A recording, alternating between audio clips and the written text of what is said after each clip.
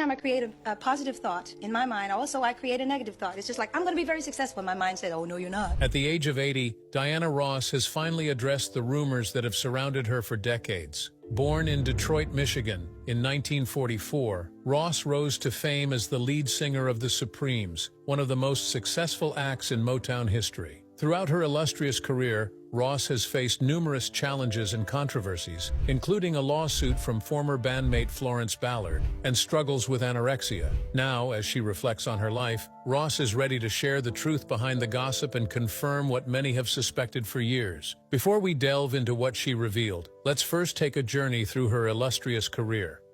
Early life of Diana Ross. Ross was born in Detroit on March 26, 1944. She was the second of 6 children born to Ernestine and Fred Ross Sr. Her mother named her Diane, but the birth certificate was mistakenly filled out with the name Diana. Her family and Detroit friends called her Diane all her life. Ross grew up with 2 sisters and 3 brothers and was raised Baptist. Ross and her family originally resided in the North End section of Detroit near Highland Park, Michigan, where her neighbor was Smokey Robinson. When Ross was 7, her mother contracted tuberculosis, causing her to become seriously ill. Ross's parents sent their children to live with Ernestine's parents in Bessemer, Alabama. After her mother recovered, she and her siblings returned to Detroit. On her 14th birthday, in 1958, her family relocated to the working-class Brewster Douglas housing projects, settling at St. Antoine Street. Ross attended Cass Technical High School, Create positive and negative. It's which one I give the most attention. That is a 4-year college and preparatory magnet school in downtown Detroit. And, aspiring to become a fashion designer, she took classes in clothing design, millinery, pattern making, and tailoring. In the evenings and on weekends, she also took modeling and cosmetology classes and participated in several of the school's extracurricular activities, including its swim team.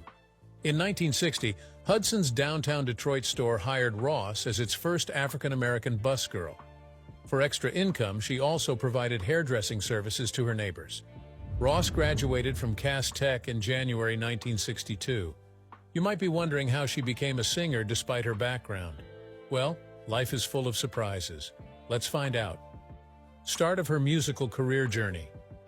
At the age of 15, Ross became a member of the Primettes, which was a female counterpart to the male vocal group known as the Primes. She was introduced to music manager Milton Jenkins by Primes member Paul Williams. The Primettes also included Florence Ballard, Mary Wilson, and Betty McGlown, who was Williams' girlfriend at the time. In 1960, after winning a talent competition in Windsor, Ontario, the Primettes were invited to audition for Motown Records by A&R executive and songwriter Robert Bateman.